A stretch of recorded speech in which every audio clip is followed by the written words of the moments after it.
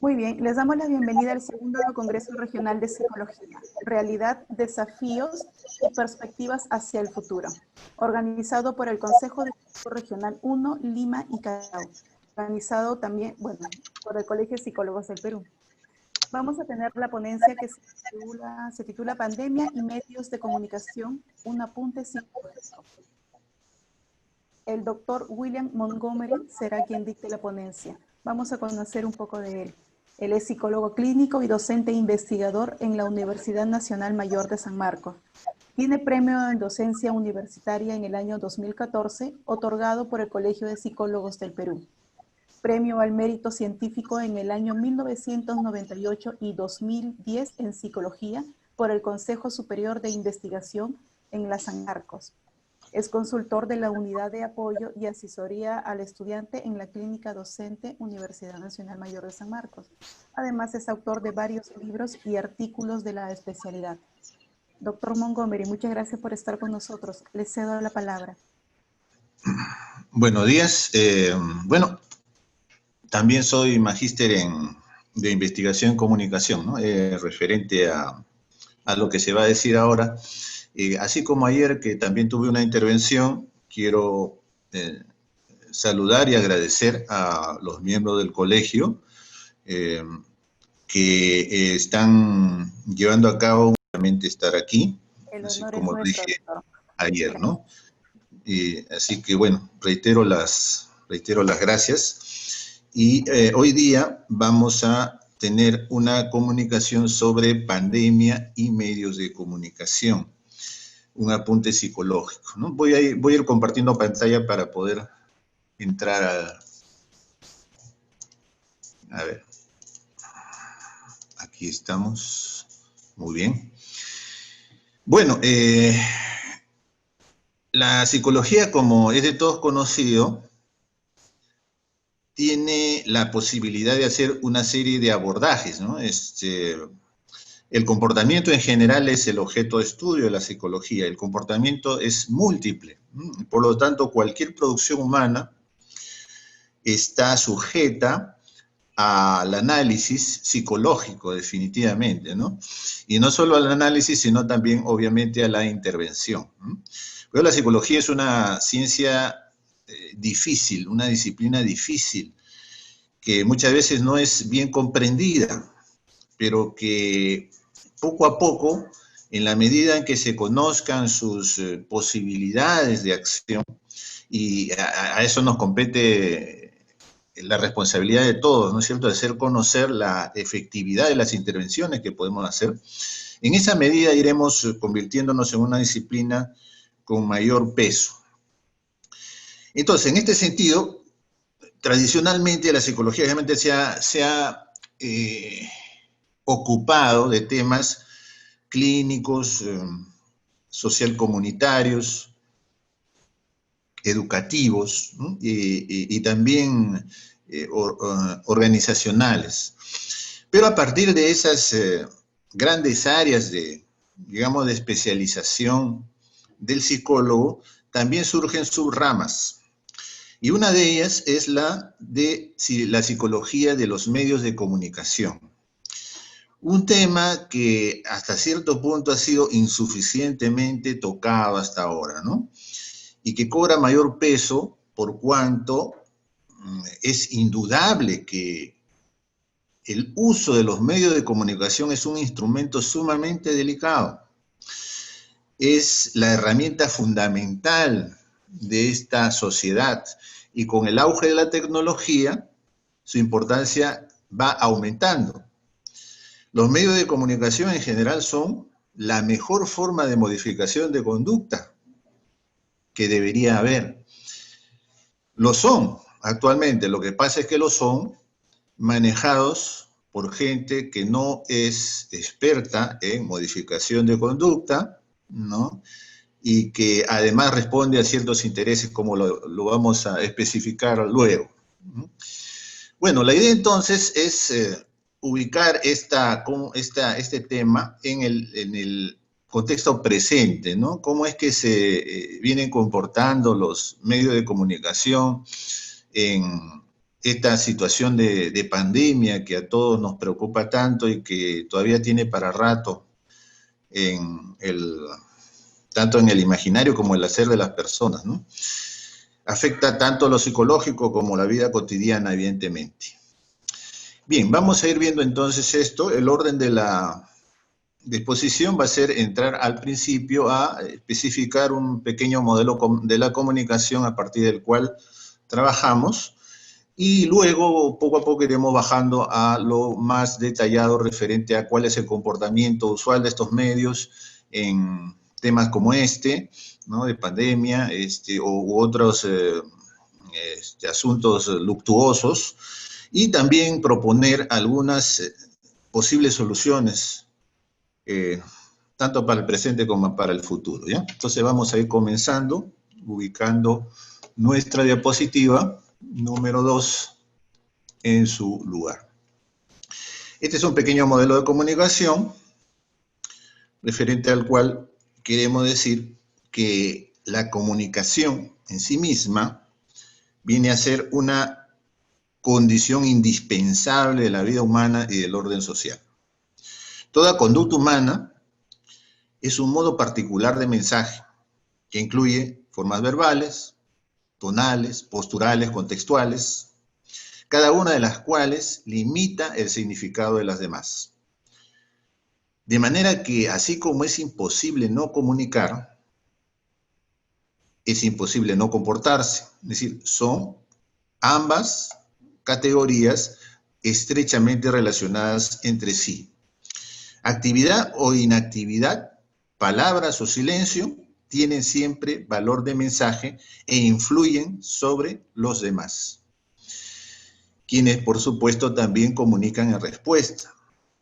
El modelo de comunicación que subyace a lo que aquí se dirá está conformado por un contexto, como podemos ver en la imagen, de convencionalidad, es decir, de significados compartidos en una sociedad de referencia, en el cual las contingencias comunicativas entre los individuos con historias personales y disposiciones diferentes están conformadas por un referidor o emisor de mensajes, un referido o receptor de los mensajes y un referente o tema del mensaje.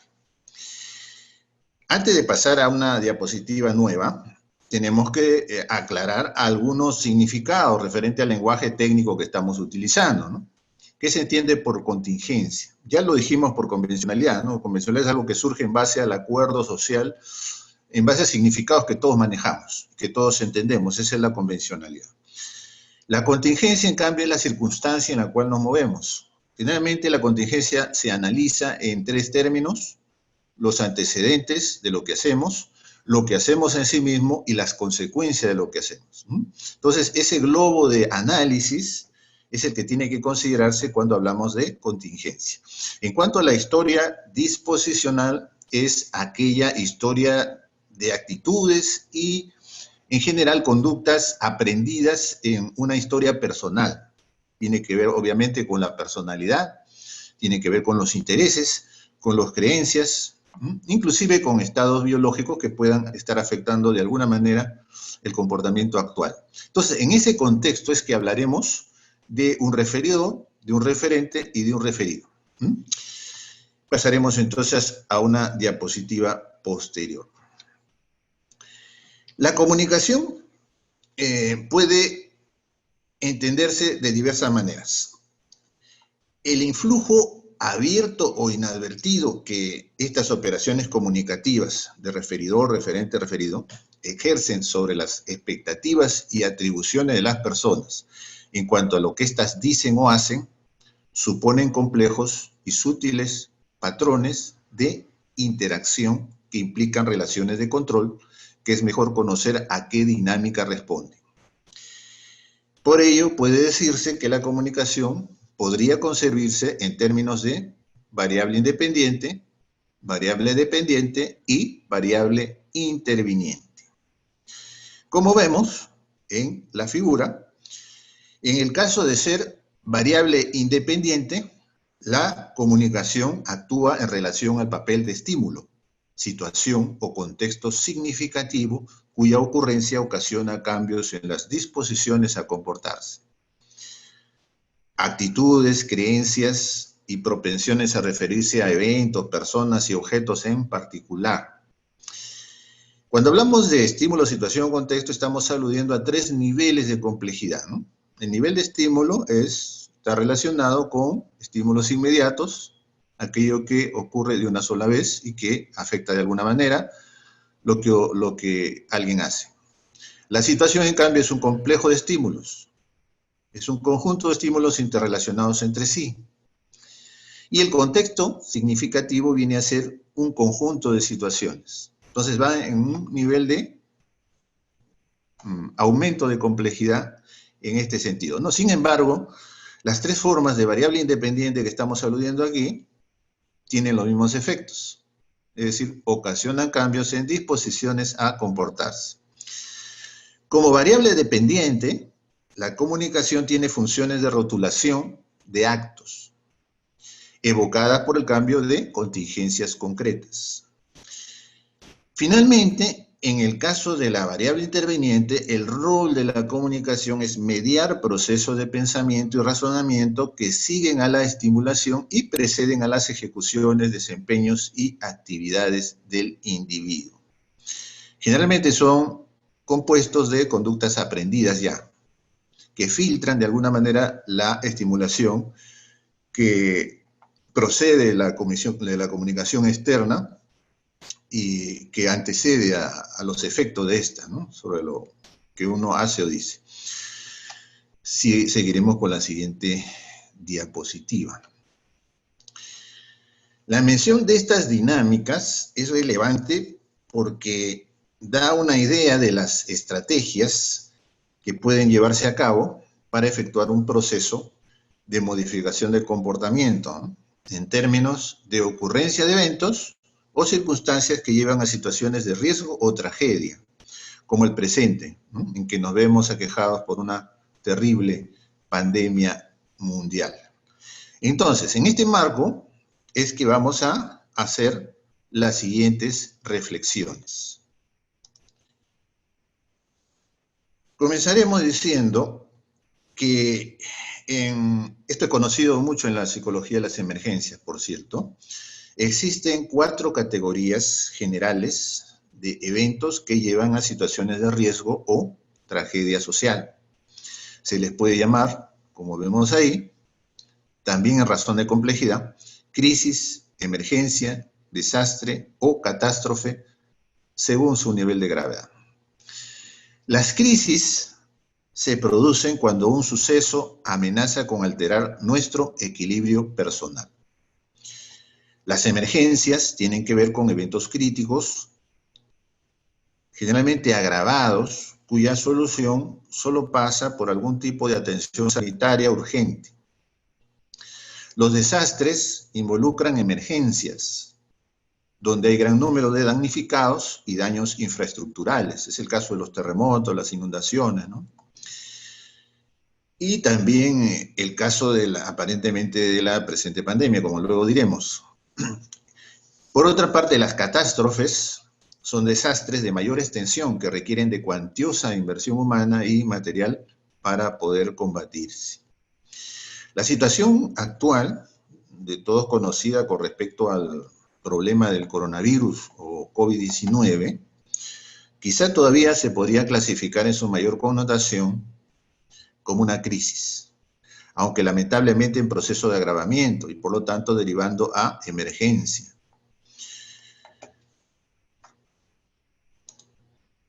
En esta coyuntura, entonces, como ya es normal desde la aparición de los medios masivos de comunicación de tipo audiovisual, llámense prensa escrita, radio, televisión, cine, y en el presente siglo redes sociales, todo lo que tiene que ver con Internet, cualquier análisis del desenvolvimiento de semejantes crisis estaría incompleto sin explicitar las interacciones entre los fenómenos luctuosos y las maneras de representarlos a través de esos medios y redes, así como sus efectos a corto y largo plazo. En particular, desde la psicología se da por sentado que dichos medios pueden verse desde las perspectivas, por un lado, de reproductores de la realidad y por otro lado, de generadores de modelos de vida. De cualquier forma, es notorio que en base a mecanismos de aprendizaje social, las personas adquirimos actitudes y estilos de conducta que afectan nuestra vida integral, las de quienes nos rodean, ¿no? Entonces, el papel de los medios de comunicación actualmente es mayúsculo. Prácticamente reproducen la vida cotidiana y la amplifican a nivel virtual. Ya no podemos vivir sin ellos. Nos educan informalmente. Nos dicen qué es lo que debemos y no debemos hacer, aunque no pretendan hacerlo. Porque generalmente una de las cosas que a veces dicen en las facultades de periodismo es que el periodista o el comunicador en general, el comunicador social, porque no todos los que ejercen en los medios son periodistas, es más, la mayoría no lo son. Pues lo que nos dicen es que ellos no tienen pues una responsabilidad, ¿no es cierto? Ellos no educan, los medios masivos de comunicación no están hechos para educar. Lamentablemente en la práctica sí lo hacen, se trata de una educación informal. Y al ser informal está sujeta a múltiples defectos, que es, por ejemplo, entre otras cosas, la siembra de prejuicios y actitudes que son los que pueden estar predominando en tales medios, ¿no? A través de aquellas personas que son el vehículo de la comunicación. Sigamos adelante. Entonces, en particular de la psicología, se da por sentado, ¿no? Que, como ya lo dijimos, que los medios pueden verse desde la óptica de reproductores de la realidad y por otro lado generadores de los modelos de vida. Con excepción del fenómeno Internet, hay numerosos estudios psicosociales realizados durante el siglo XX y lo que vaya al actual, ¿no? Demasiados para señalarlos aquí, obviamente, que certifican esta afirmación sobre los efectos de los medios convencionales, al punto que han generado modelos teóricos que pretenden dar cuenta de semejante influjo. Algunos de ellos son el de la famosa bala mágica, es el más antiguo, según las cuales las audiencias manipulables responden de manera directa a los mensajes. Se trata de un enfoque que ya está de alguna manera pasado de moda porque actualmente se supone que hay filtros que impiden que los mensajes se ingieran de manera directa, salvo que se trate de mensajes muy elementales o bien repetidos hasta la saciedad. Entonces este modelo está limitado por eso. Otro modelo es el de los usos y gratificaciones, que enfatiza la utilidad de los espectadores en el sentido de lo que ellos encuentran en los medios para satisfacer sus necesidades informativas. Cada espectador busca sus propios intereses a través de la expectación de diversos medios a los cuales prefieren. Eso es obvio, ¿no? El problema es que en ese caso también hay que pensar que los usos y gratificaciones son también evocados por los mismos medios. Es decir, ellos siembran primero eso en determinadas audiencias que a su vez les responde recíprocamente. Un tercer modelo es el de la agenda selectiva, antes muy popular e impuesto sobre todo por los diarios impresos, ¿no? O sea, lo que uno ve en los kioscos de información, los titulares. En la agenda selectiva se imponen aquellos medios que procuran hablar en particular de una serie de temas coyunturales sobre los cuales creen que la gente debe atender. Entonces nos dictan un poco lo que debemos pensar diariamente, ¿no? Nos dicen cuáles son los temas importantes. Esos son los que aparecen. Generalmente, como dije, esto está dado por los titulares, tanto de diarios impresos como de medios de comunicación que también presentan temas así de información diaria, como son programas de radio, noticieros, tanto en televisión como en medios solamente de audio, ¿no? Bien, entonces dentro de este marco, ¿qué se puede decir? Generalmente los medios pueden desempeñar diferentes funciones no incompatibles entre sí. Pueden ser informativos, pueden ser orientadores, pueden amplificar opiniones o ideologías, pueden ser mecanismos de presión para conseguir objetivos particulares o proteger intereses de grupo, y también pueden ser moduladores de relaciones públicas en la sociedad donde operan. De modo secundario, juegan papeles de entretenimiento y educación formal. Es decir, es al revés de lo que la gente piensa, ¿no? La gente cree que en primer lugar juegan papeles de entretenimiento. No es así. Respecto a los medios masivos de comunicación privados y públicos, más frecuentemente en contacto con las audiencias, como suelen ser la televisión y la radio, su valoración moral en este tipo de encrucijadas suele ser dicotómica. O sea, se puede ir por dos lados, ¿no? Por un lado, se considera que juegan un papel informativo, preventivo y paliativo. Y por otro lado, que deforman la percepción del público construyendo y reforzando estereotipos que perjudican su contacto con la realidad. ¿Qué puedo decir desde mi perspectiva? Si bien se pueden encontrar algunos elementos positivos en la transmisión mediática, lo que predomina, creo yo, es lo segundo. Es decir, la difusión de estereotipos, no siempre muy benévolos para la educación de las personas.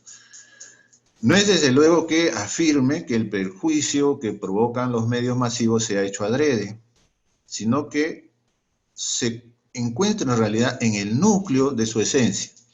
Son instrumentos comerciales, primordialmente orientados a la consecución de resultados monetarios. Y el personal que contratan para llevar a cabo la tarea de comunicación social, así como las estrategias, entre comillas, periodísticas diseñadas por sus direcciones, están preparados solo para semejante labor.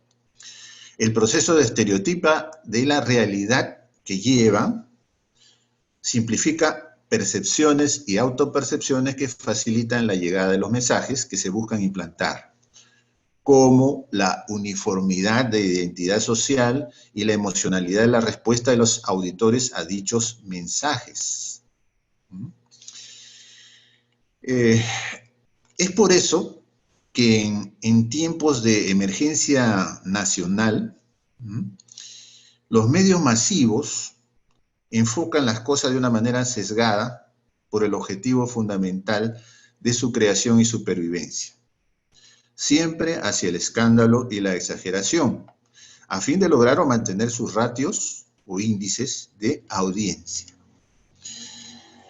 Para disimular, entre comillas, la oquedad o falta de capacidades para otra cosa que no sea el tratamiento de la noticia en términos superficiales y filtrados por el prejuicio u opinión indocta de quienes las transmiten, desarrollan formatos en los cuales solicitan generalmente a fuentes oficiales, o sea, por ejemplo, autoridades del gobierno, o especializadas, o sea, supuestos expertos, que den su versión del asunto. Este procedimiento generalmente recurre al expediente de los llamados fast thinkers, o personajes de enjundiosa palabra que dicen repetitivamente lo que los medios y sus audiencias estereotipadas esperan que digan en tal o cual tema. Y por eso casi siempre son un grupo cerrado de gente a la cual se consulta como si fuera una especie de staff de iluminados. Este concepto de fast thinker fue introducido en la sociología por un autor francés llamado Pierre Bourdieu. Pierre Bourdieu, en su obra sobre la televisión, habla de estos personajes que generalmente son una especie de grupo de caseritos de los medios de turno, ¿no? Es decir, siempre les consultan a ellos. Y es lo que vemos generalmente, ¿no? Es decir, por ejemplo, a quienes se entrevistan, en su mayoría siempre son casi lo mismo, son como una especie de club de expertos, sobre tal o cual tema, ¿no? Supuestamente especializados en tal o cual tema. Entonces ellos nos dan su versión del asunto, pero lo que dice Bourdieu, y no se equivoca, es que ellos, debido a la falta de tiempo que hay en televisión, porque en televisión ustedes saben que los tiempos son tienen que ser mucho más rápidos que en la vida cotidiana, no se carece de mucho tiempo se carece de mucho tiempo para poder hablar o analizar las cosas. Entonces, el fast thinker lo que hace es, en realidad no comunicar, lo que hace es repetir ideas preconcebidas, lo que la gente quiere escuchar, lo que ya todos saben que es así, pero encontramos a alguien que nos repite lo obvio, entonces todo el mundo está de acuerdo. Dice, qué buen comentarista, ¿no? Estoy de acuerdo con él, claro, porque ya la idea estuvo implantada antes, ¿no? Esos son entonces los llamados fast thinker o pensadores rápidos, ¿no? El fast thinker por lo general apela a declaraciones que no añaden nada entonces nuevo, sino que confirmen pocas frases de rápida digestión intelectual. Por cierto, también, para ser justos, indispensable desde el punto de vista de los restringidos tiempo y espacio de que se disponen, ¿no? En las empresas comunicativas periodísticas. Y repiten entonces rápidamente aquello que ya sabe el auditor, ¿no? Y aún eso, eso es lo peor, suele ser traducido, entre comillas, por los mediadores de tal interacción. Es decir, no solamente habla el fast thinker, sino también aquel que lo interpreta, que generalmente es el moderador de la intervención, ¿no? Él le traduce aún más simplemente lo que él ha dicho, lo cual hace llegar evidentemente un mensaje poco confiable al grupo poblacional, agravado por la presencia de algo que se ha denominado analfabetismo mediático, que viene a ser una especie de vulnerabilidad del público objetivo basada en la ignorancia de los códigos que predominan en la transmisión de contenidos a través de los medios. Sigamos con la siguiente. Ahora, ¿qué se puede decir respecto a las redes sociales? En cuanto a ellas, en ciertos casos, parecen ser o jugar un papel de, por un lado, amplificación de mensajes, ¿no?, de los medios tradicionales, y en otros de transmisión de rumores. Estamos hablando del Twitter, del Facebook, del WhatsApp, de YouTube y otros medios menos conocidos, ¿no?, o menos populares, menos utilizados, pero que existen. En este sentido, esta transmisión de rumores merece considerarse porque es un factor que puede ser importante o puede llegar a ser importante, sobre todo en contextos como el actual. ¿Un rumor qué es? Un rumor está compuesto de especulaciones no confirmadas y en su mayoría tampoco confirmables, que son emitidas con diferentes fines. Un contexto fértil para la aparición y medra de rumores son las situaciones ambiguas, aquellas donde campea la falta de una información oficial, ¿no?, contundente. De los rumores, que son en general historias cortas, se pasa en el transcurso de la difusión generalizada a los chismes, y de los chismes a las leyendas urbanas, de estructura mucho más larga y difíciles de borrar. Existen entonces diferentes tipos de rumores. Una clase de rumor puede ser de simple entretenimiento para causar impacto y concitar atención. Por ejemplo, decir que algún experto en particular va a llegar al Perú para decirnos algo que no sabemos. Otro puede ser malintencionado, para provocar efectos de aceptación o rechazo emotivo hacia cierto tipo de personas o ideas, ¿no?, como cuando se anuncia la muerte de alguien o se anuncia que alguien ha dicho algo que pues, se sabe que a la mayoría no le va a gustar. Otra clase de rumor puede ser aún fundarse en errores de interpretación o relacionarse con necesidades de autoidentificación del individuo con un grupo. Lo cierto es que todo rumor es en menor o mayor grado tan atractivo para su difusión cuanto nocivo desde el punto de vista que conlleva noticias falsas o exageradas, ocasionando respuestas a ellas y formando actitudes fatalistas e irreales que, si son verdaderas en sus resultados, se contagian fácilmente. Esto es lo que se suele llamar el efecto dominó o reacción en cadena. Es decir, comienza a rodar la bola de nieve y crece cada vez más. El rumor se convierte entonces en leyenda urbana. Todo el mundo lo cree. El otro día estaba conversando con algunas personas, también por redes sociales, acerca del tema, por ejemplo, esto de la famosa Casa Matusita. La Casa Matusita, que queda en la avenida Garcilaso de la Vega, una casa famosa porque está sujeta a la leyenda urbana de que en el segundo piso, que está desocupado siempre, habitan fantasmas. Y recordábamos que en los años 60 y 70 había un conductor de televisión y radio muy popular en esos tiempos, muy conocido, que era Humberto Vilches Vera, un periodista argentino que trabajó durante cierto tiempo en el país, muy culto, muy versado. Y resulta que aparentemente, según lo que se decía en aquel tiempo, él había ido a pasar una noche dentro de la Casa Matusita, es decir, en el segundo piso, estaba desocupado, y al salir, al día siguiente, había salido pues medio loco, perturbado, ¿no? Él mismo posteriormente puso un programa de televisión, de radio, de esos nocturnos que son para noctámbulos, ¿no? La gente que no duerme, y lo tituló como Cuando los fantasmas se divierten, así le llamó a su programa, ¿no? Un poco para burlarse de la leyenda que él ya conocía, ¿no? Bueno, ese es un ejemplo de leyenda urbana, pues. No hay gente que no haya vivido en ese tiempo, que no recuerde esto, que no haya creído realmente que lo que se atribuía a este señor pasó, ¿no? O sea, que durmió ahí y que pues salió perturbado, ¿no? Mentalmente, ¿no? Entonces, es un típico efecto dominó que se va diseminando y se convierte en verdad, simplemente, ¿no? Ahora también está circulando mucho esto de uno de los medicamentos, que no voy a mencionarlo para no seguir con eso, uno de los medicamentos que supuestamente sirven para tratar sobre esto de la COVID, y pues hay discusiones enormes, se ven en la red, ¿no? Acerca de los que dicen que sí sirve y otros que dicen que no sirve.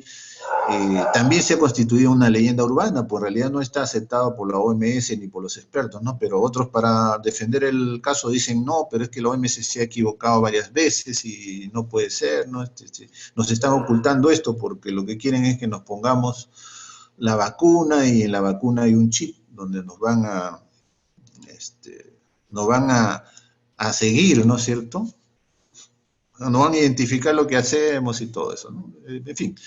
Y esos son ejemplos de leyendas urbanas y de rumores, pues, que han crecido poco a poco hasta convertirse en casi en dogmas y en verdades aceptadas por grandes grupos de personas. Siguiendo con las diapositivas. Los perjuicios habituales que pueden ocasionar todos los medios masivos de comunicación en la vida cotidiana se magnifican en situaciones de alarma o tragedia social, provocando, con el manejo de las informaciones inexactas o exageradas, una mala estimación del riesgo y, entre otros aspectos, una dosis elevada de estrés y pánico, indefensión, desesperanza, dependencia de ayuda externa, pillaje, infracción de normas de seguridad, sobrereacciones de ayuda, generación de problemas de transporte, desviación de recursos hacia sectores no indispensables, y en fin, una cantidad enorme de perjuicios. Así, por ejemplo, en la presente pandemia, En base a noticias mal enfocadas podrían surgir pánico y disturbios civiles, ¿no? Debido a la difusión de rumores infundados a través de las redes sociales. Un rumor infundado puede enviar a cientos de miles de ciudadanos a locales de expendio farmacológico, por ejemplo, colapsando servicios, desencadenando disturbios o inclusive saqueos. Otra clase de rumor infundado puede sembrar temor en suficientes trabajadores de salud como para que no se presenten en los principales centros de atención, ¿no? Ocasionando una tremenda crisis en este sentido, ¿no? Que de hecho la ha habido, aun cuando no se hable mucho de esto, pero evidentemente todas las instituciones de salud no están trabajando al 100%. Hay una cantidad enorme de personas que no están yendo a trabajar, por la razón que fuera, ¿no? Puede ser justificado o no, porque, bueno, evidentemente también tienen miedo a contagiarse y pueden constituir por edad y por enfermedades previas, de repente, población vulnerable. Por otra parte, la sensacionalización mediática de pequeños incidentes también puede generar suficiente pánico como para provocar estampida de personas, por ejemplo, de ciertas regiones a otras, ¿no?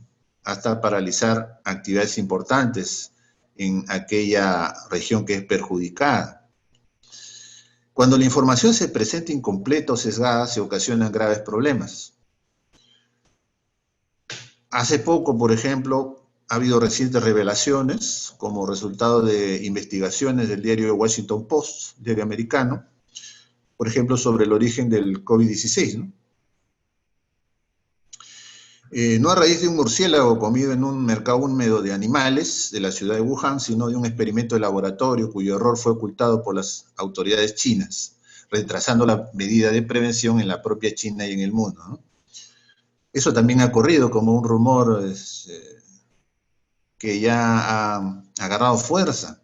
Mucha gente cree que efectivamente esta pandemia ha sido creada con ciertos fines por un sistema como el chino, que tiende pues al totalitarismo, ¿no? Y que aparentemente estaría pues interesado en conquistar el mundo de alguna manera, ¿no?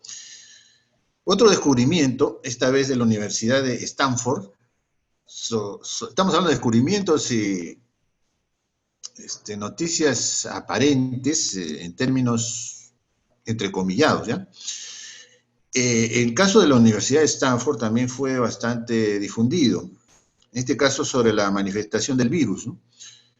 Se dice que hay muchos más infectados que los registrados, por lo que la tasa de mortalidad producida hasta ahora sería mucho más baja que las estimaciones que suelen ser alarmantes, ¿no? Y que llevan a los gobiernos del orbe a disponer cuarentenas, por ejemplo. Hay gente que no cree en esto entonces, ¿no? Y de hecho hay movimientos, como hemos visto en los medios constantemente, que proponen no usar mascarilla. Consideran que el uso de mascarilla y otros implementos para protegerse no tiene sentido, porque dicen en realidad la epidemia no es tal, ¿no? Es decir, no ha llegado a las proporciones que se quiere y los gobiernos están utilizando ese pretexto para poder llevar, digamos, las aguas a su molino, manejar mejor a la gente, ¿no?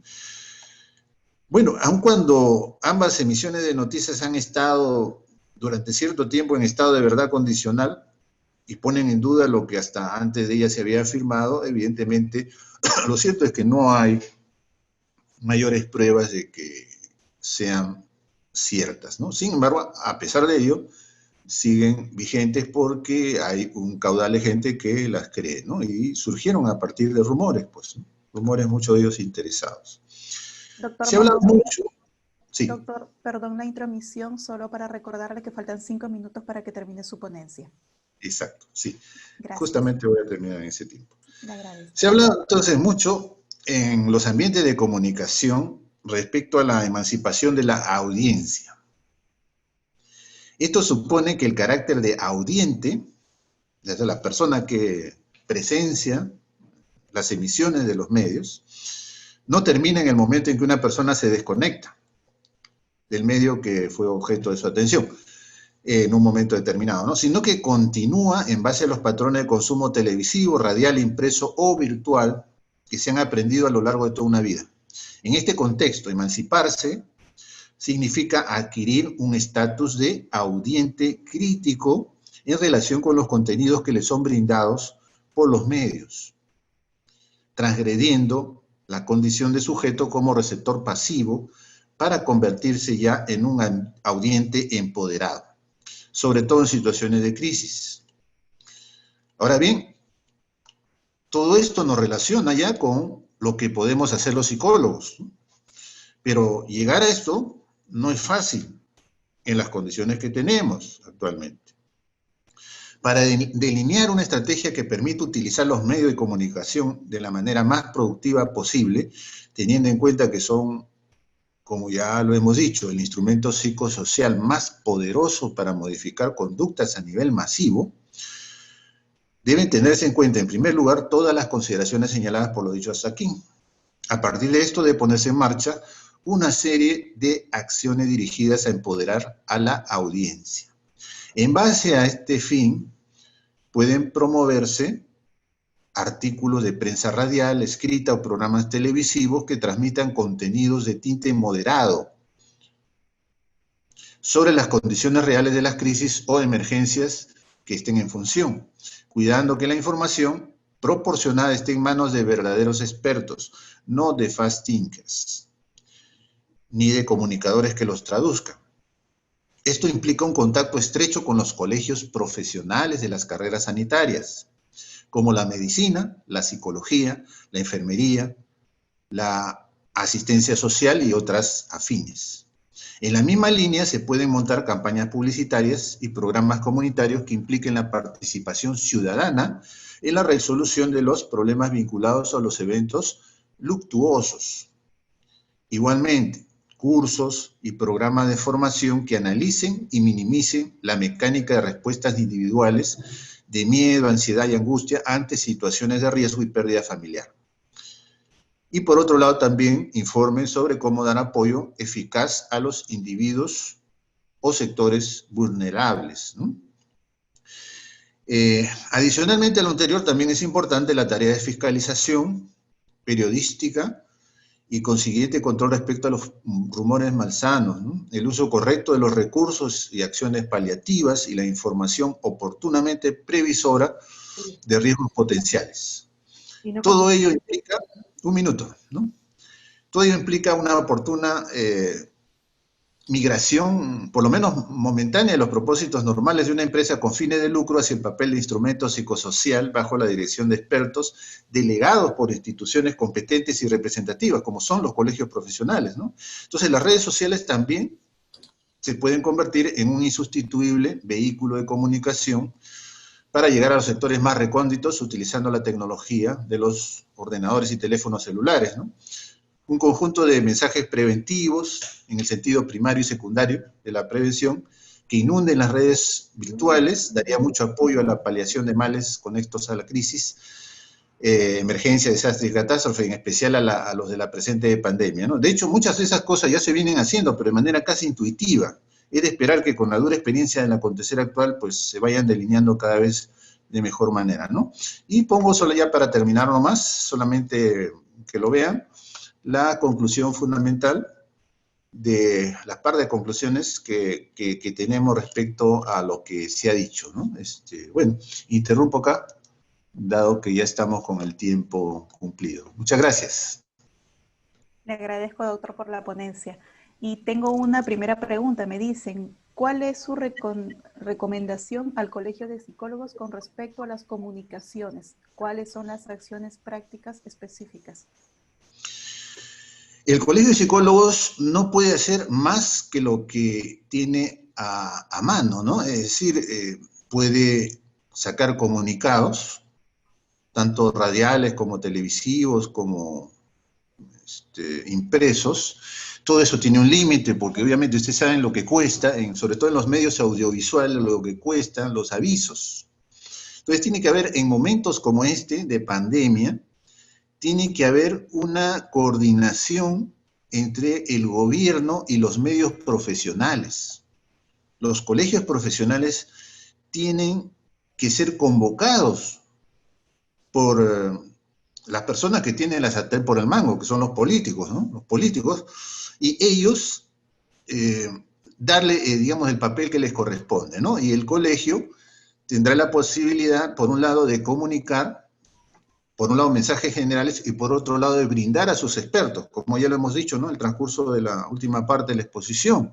La idea es que los expertos se encarguen de recomendar cosas, no que sean los fast thinkers o los mismos comunicadores que en realidad no, pues simplemente lo que hacen es reproducir, ¿no? Lo que, digamos, lo que la gente cree en general. O sea, un comunicador, por lo general, no tiene la autoridad profesional para poder hablar y trabajar en esto. La tienen las personas que se dedican profesionalmente al tema, ¿no? Y qué mejor, pues, que los colegios profesionales, que son los que tienen las nóminas de aquellos expertos a los que se puede llamar para que ellos sean convocados, puedan formar comités de trabajo y de acción con el fin de recomendar los mejores y supervisar también los mejores medios para llegar a la población de una manera adecuada. Ese es el papel que pueden cumplir los colegios profesionales y en particular el colegio de psicólogos. Perfecto. Muy bien, doctor. Tengo una consulta más. Acá preguntan, ¿cómo trabajaríamos con la familia la buena comunicación en este confinamiento? Bien, para empezar, trabajar con la familia tendría que hacerse a través de campañas publicitarias, ¿no? Evidentemente, y programas comunitarios. En este caso son los dos niveles, sobre todo, ¿no? Y luego llegar a la formación preventiva. En cuanto a las campañas publicitarias, evidentemente son mensajes de los cuales ya hemos aludido, ¿no? Un colegio de psicólogos u organizaciones también que tengan que ver con la psicología, que hay varias, ¿no? Una de ellas es la liderada, por ejemplo, por nuestro señor decano regional, ¿no? Que es el IPOPS, muy conocido, ¿no? Ellos se encargan de difundir, por ejemplo, cosas que sean buenas para la población en sentido especializado, ¿no? En los términos que requerimos ahora con la pandemia. Por otro lado, los programas comunitarios, que implica llegar a las comunidades directamente y ahí formar monitores. Es decir, gente que oficie el papel de paraprofesionales, que sin ser profesionales cumpla algunas labores asesorados por los profesionales, ¿no? Entonces, estos monitores pueden difundir, por ejemplo, el uso de determinadas técnicas para el manejo de crisis entre la gente y entre las familias, ¿no? Y también factores de prevención en ella. Ahí está entonces la formación preventiva también, ¿no? Entonces pueden hacerse talleres y sobre todo programas de entrenamiento, que sería algo más concreto en ciertas habilidades, en este caso de afrontamiento, que son las que se necesitan para poder enfrentarse, pues, ¿no? A circunstancias graves como la que estamos viviendo. Así es. Muy bien. Una última consulta porque ya nos gana el tiempo, doctor. Me dicen acá, ¿es necesario que los niños conozcan toda la información de hoy en día sobre la pandemia? Por supuesto, sí. Los niños generalmente, miren, tenemos que diferenciar lógicamente dos niveles de niños, ¿no? Niños que tienen uso de razón y niños menores. Generalmente el límite está entre los 6 y 7 años, ¿no? Hasta antes de los 6 años los niños tienen otros intereses y solamente requieren una información básica acerca de cómo protegerse, ¿no es cierto? Cómo protegerse, eso es lo importante. Los niños que son mayores ya se les puede dar mayor información, pueden enterarse de cosas más amplias, ¿no? Referente a cómo está el uso, pues, de esto en la vida cotidiana y todo eso, ¿no? Lo peor es sobreprotegerlos, es decir que no miren, por ejemplo, los noticieros y cosas así. Que miren nomás los noticieros. Lo que pasa es que nosotros como padres tenemos que estar ahí para poderles infundir una visión crítica, ¿no es cierto? A eso se llama justamente lo que hemos aludido dentro de la exposición, que es el alfabetismo mediático. El alfabetismo mediático nos enseña a decir, bueno, caramba, lo que estoy recibiendo realmente es verdad. Entonces, lo que tenemos que entender es que no es la verdad está mediada. es la verdad de las personas que la están comunicando.